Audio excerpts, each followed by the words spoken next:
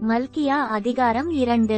இப்போதும் ஆசாரியர்களே, இந்த கட்டளை உங்களுக்குரியது. நீங்கள் கேளாமலும் என் நாமத்துக்கு மகிமையை செலுத்தும்படி இதைச் சிந்தியாமலுமிருந்தால், நான் உங்களுக்குள்ளே சாபத்தை அனுப்பி உங்கள் ஆசீர்வாதங்களையும் சாபமாக்குவேன். ஆம், நீங்கள் அதைச் சிந்தியாமற் போனதினால் அவைகளைச் சபித்தேன் என்று சேனைகளின் கர்த்தர் சொல்லுகிறார். இதோ, நான் உங்களுடைய பயிரைக் கெடுத்து உங்கள் பண்டிகைகளின் சாணியையே உங்கள் முகங்களில் இறைப்பேன்.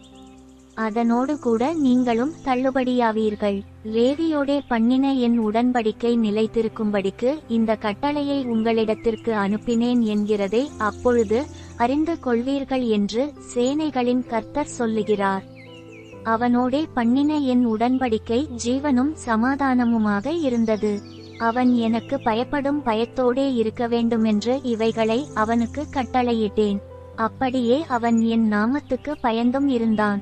சத்தியவேதம் அவன் வாயில் இருந்தது. அவனுடைய உதடுகளில் அநியாயம் காணப்படவில்லை. அவன் என்னோடே சமாதானமும் யதார்த்தமுமாய் சஞ்சரித்து அநேகரை அக்கிரமத்தினின்று திருப்பினான். ஆசாரியனுடைய உதடுகள் அறிவை காக்க வேண்டும்.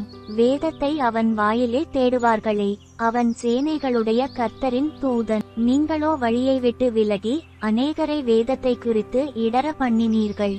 லேவியின் உடன்படிக்கையை கெடுத்து போட்டீர்கள் என்று சேனைகளின் கர்த்தர் சொல்லுகிறார். நீங்கள் என் வழியை கைக்கொள்ளாமல் வேதத்தை குறித்து பட்சபாதம் பண்ணினபடியால் நானும் உங்களை எல்லா ஜனத்துக்கு முன்பாகவும் அற்பரும் நீசருமாக்கினேன்.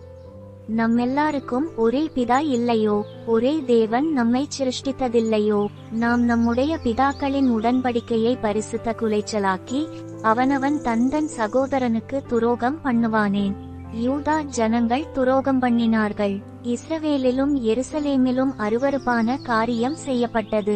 கர்த்தர் சிநேகிக்கிற பரிசுத்தத்தை யூதா ஜனங்கள் பரிசுத்த குலைச்சலாக்கி அந்நிய தேவதையின் குமாரத்திகளை விவாகம் பண்ணினார்கள். இப்படி செய்கிறவன் எவனோ அவன் காவல் காக்கிறவனாயினும் உத்தரவு கொடுக்கிறவனாயினும் சேனைகளின் கர்த்தருக்கு காணிக்கை செலுத்துகிறவனாயினும் அவனை யாக்கோபின் கூடாரங்களில் இராதபடிக்கு கர்த்தர் சங்கரிப்பார்.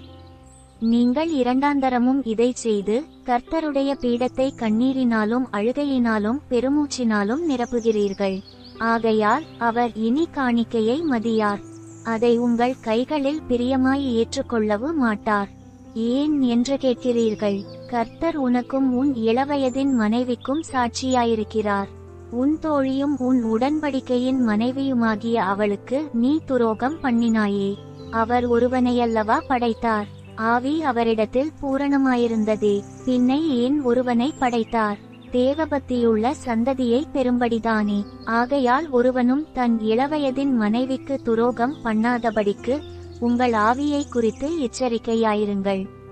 தள்ளிவிடுதலை நான் வெறுக்கிறேன் என்று இஸ்ரவேலின் தேவனாகிய கர்த்தர் சொல்லுகிறார்.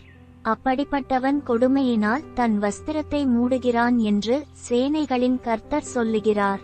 ஆகையால் நீங்கள் துரோகம் பண்ணாமல் உங்கள் ஆவியை குறித்து எச்சரிக்கையாயிருங்கள்.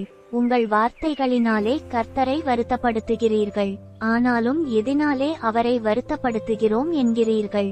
பொல்லாப்பை செய்கிறவனெவனும் கர்த்தரின் பார்வைக்கு நல்லவன் என்றும் அப்படிப்பட்டவர்கள் பேரில் அவர் பிரியமாயிருக்கிறாரென்றும் நியாயந்தீர்க்கிற தேவன் எங்கே என்றும் நீங்கள் சொல்லுகிறதினாலேயே